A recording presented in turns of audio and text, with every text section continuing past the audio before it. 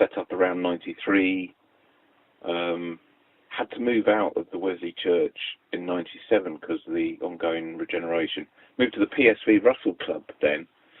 Managed to get sort of some fantastic deal on a sort of lease there, which is basically next to no rent, which is fantastic. I ended up there thinking it was going to be possibly 2 years, but it ended up being a bit more, I believe. And it was the end of 2000, yeah, when it was a definite time to move out. So that was the point when Carl Salisbury, Bonds at the time, the manager at the time, and some of the others involved were desperately searching for another building to move into.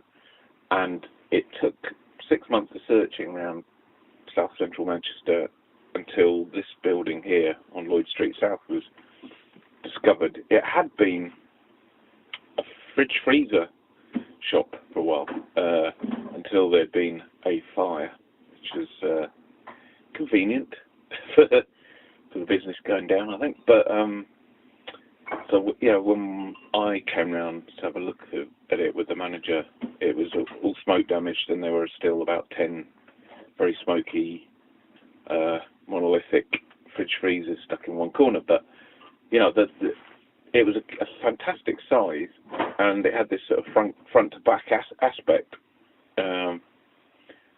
so that it seemed the one to go for when the rent was what we consider affordable. And it was only when the Wesley moved in that we discovered more about the history of the building, picking up bits and bobs from local people, and myself. You know, I've discovered here. I was working at the back of the building one day when this sweet old man came along.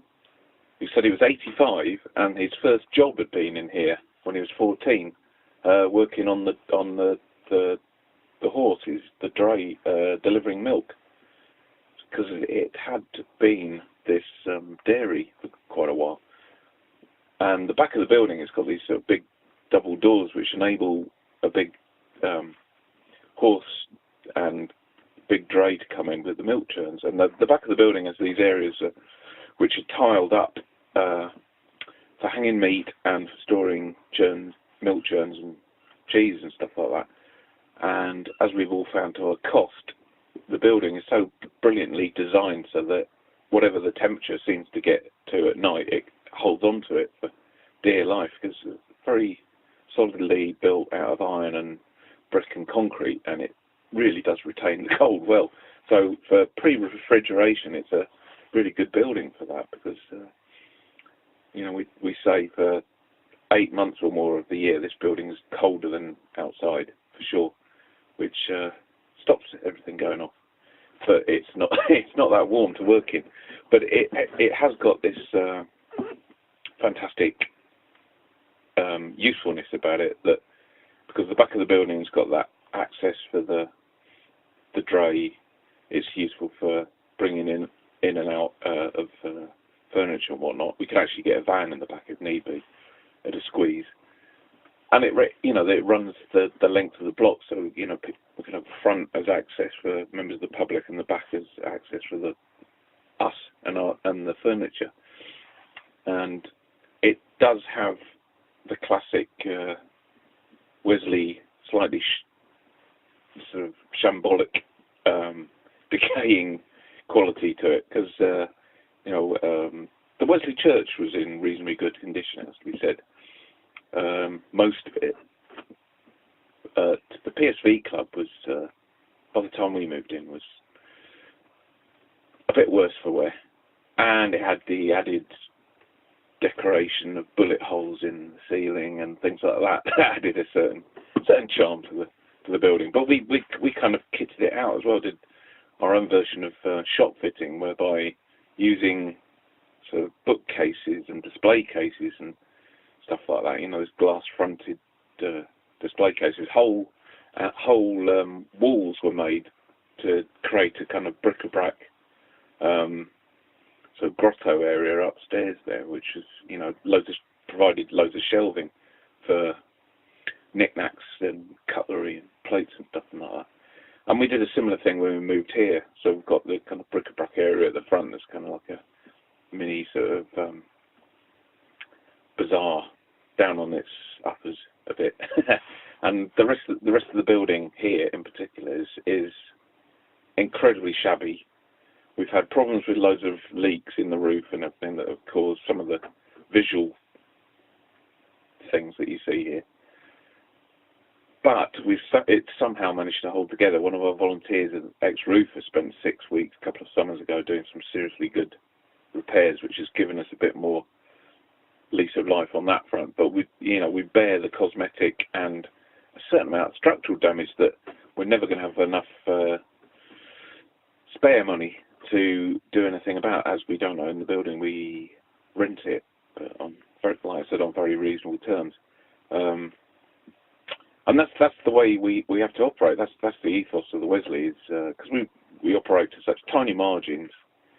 The mission, if you like, is to try and keep our prices as low as possible. And in fact, they haven't really gone up in 10 years or more that I've been associated with the place on average. Even though loads of our costs have rocketed, even the rents have crept up a bit. But one of the main reasons we're able to do that is by keeping costs like the rent down. And so the building, we haven't even bothered attempting to turn it into the sort of standard shop, because trying to kit it out with standard shop fittings would involve, a spend of £10,000 or more, which we just don't have. Not for a building that's structurally a bit. We can't take it away with us. So we've tried to get some more imaginative stuff done here to try and enliven the place, and that's what we've always done. I think with this building and other places is you kind of stamp Wesley's own character on it. So you turn a negative into a positive. So it can have a bit of a Wild West frontier sort of desperate quality to it in a way, but it kind of goes with the territory in that people will expect affordable household items here, and can see that we're going all out to try and keep our prices as low as possible. There's no waste on fripperies like making the workplace particularly comfortable for us, although we're trying to improve things all the time, little by little, using cheap or free solutions as we go along, which is again part of the ethos of the Wesley, is that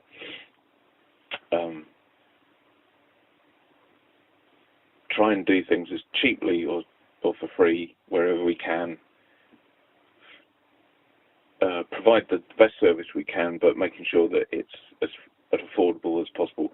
But as time has gone on, the rest of the world has caught up also with the environmental aspect of what we do, which has always been there from the start. So we've always had additional recycling elements in our operation, but the core thing about reuse in what we do is it's much more widely known now, and thank goodness we still get a lot of support from residents of Manchester with ringing up and offering us donations, which is fantastic. It's the only way we can get our stock, because we don't buy stuff in, and it's what we do. It's the core of what we do, along with providing volunteering and job opportunities when we can, some placements for people, training where possible, and that's a big part of what we do, is just